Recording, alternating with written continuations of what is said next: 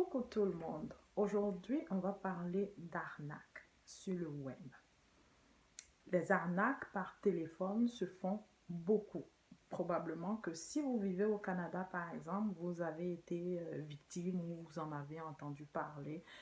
Quelqu'un qui vous dit, vous appelez de Service Canada, que vous n'avez pas payé votre impôt depuis plusieurs années, et que si vous ne faites pas un règlement à l'amiable avec son superviseur, alors la police viendra frapper à votre porte dans les 48 heures ou 24 heures pour vous arrêter. Probablement que vous en avez entendu parler parce qu'il y a eu beaucoup de signalements là-dessus. Mais là, il se trouve que ces arnaques-là, ce n'est pas seulement par téléphone que ça se fait. Ça se fait beaucoup sur le web. Et ça peut avoir différents visages. On va dire ça comme ça. OK? Donc, il y a les arnaques, par exemple, par email. Vous recevez un email où on vous dit que vous avez été sélectionné pour gagner une voiture. Et pourquoi est-ce que vous gagnez cette voiture? C'est parce qu'il manque une roue à cette voiture, donc on la donne. On vous la donne gratuitement et vous avez été sélectionné pour recevoir cette voiture. Par contre, quand vous voulez réclamer, on vous demande certaines informations personnelles qui pourraient vous mettre dans de sérieux problèmes.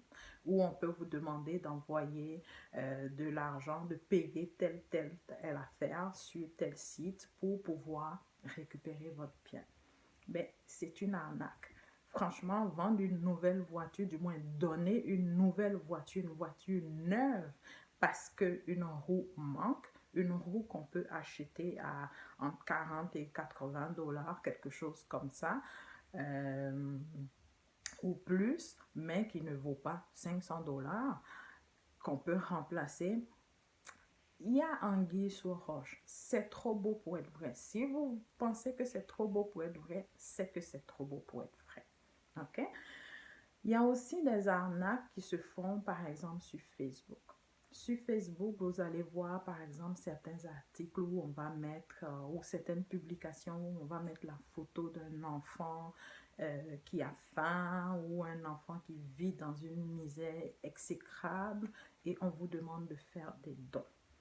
De façon générale, il faut vérifier si Facebook est relié à ça parce que Facebook a certifié certains organismes pour qu'ils puissent faire comment on appelle ça, des demandes de dons via Facebook. Et quand vous faites votre don, vous recevez une facture avec le libellé de Facebook et tout ça. Donc, on utilise une image qui fait pitié pour appâter des gens, toucher la corde sensible des gens, alors qu'en arrière, ce sont des voleurs, des arnaqueurs qui sont là et qui vous tendent un appât. Voilà. Donc, faites attention, faites vos vérifications avant de faire quoi que ce soit de façon à conclure une opération ou bien à faire des transferts d'argent. Il y a aussi différentes sortes d'arnaques sur Facebook où on va montrer la photo d'une fille un peu dénudée, où on va dire par exemple une phrase du genre je ne peux pas croire qu'elle ait fait ça. Oh my God, je ne peux pas le croire. Mais vous qui aimez les Congosa, vous qui aimez le papatoya, les affairages là, ça, ce sont des gens d'arnaque pour vous. Parce que tellement vous aimez, vous aller, comment on appelle ça, fouiller dans la vie des gens, ce genre de choses-là, on les met pour vous appâter. Alors, c'est de l'arnaque parce que quand vous cliquez sur le lien, il y a certaines informations qu'on va vous demander ou on va vous transférer, vous rediriger sur un autre site ou une autre page où on va vous demander de rentrer certaines informations pour pouvoir voir la publication. Quand vous voyez ça, faites attention. Mais vraiment, faites attention. Il y a aussi, comment on appelle ça, d'autres types d'arnaques. Je regarde un peu mes notes parce qu'aujourd'hui, je n'ai pas tout en tête. Comment on appelle ça? les appels vidéo via Messenger, Facebook Messenger. Ça aussi, c'est une chose à laquelle il faut faire très attention. Vous recevez un appel vidéo d'une personne que vous ne connaissez ni d'Adam ni de Ève, qui vous appelle. La première fois, ça veut dire une personne qui vous envoie une invitation. Dès que vous acceptez, la personne vous lance un appel vidéo sans même vous demander si vous êtes dans les conditions pour recevoir cet appel vidéo ou si même vous avez envie de recevoir cet appel vidéo.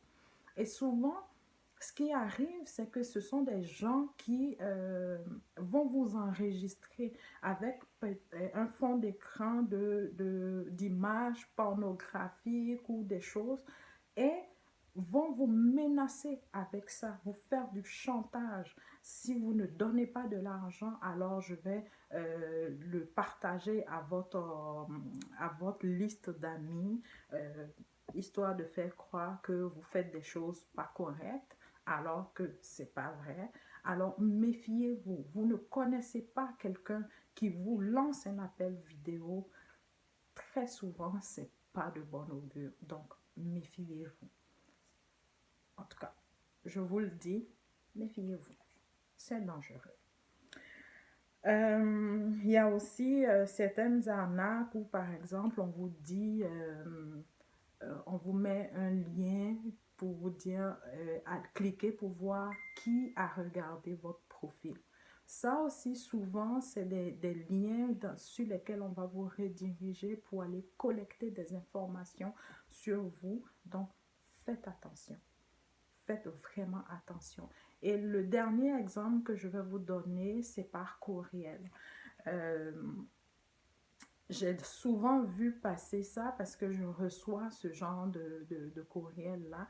Ce sont des personnes qui vont aller regarder le trafic de votre email, à qui vous écrivez et ce que vous recevez. Ils ne voient pas nécessairement le contenu de votre conversation, de votre courriel, mais à travers le titre, devinent très aisément à qui vous adressez. Moi, par exemple, j'ai déjà reçu un message me disant que mon médecin m'avait envoyé un document confidentiel et qu'il fallait que je rentre certaines informations pour pouvoir avoir accès à ces informations. Comme je connais le courriel de mon médecin, parce que c'est la première des choses qu'il faut vérifier. Quel est le courriel qui vous envoie? Vous ne pouvez pas avoir deux courriels identiques, c'est impossible. Lorsque vous créez un courriel, à partir du moment où il est utilisé, l'entreprise qui vous permet de générer ce courriel-là, en fait, cette adresse email ne génère pas un doublon. OK?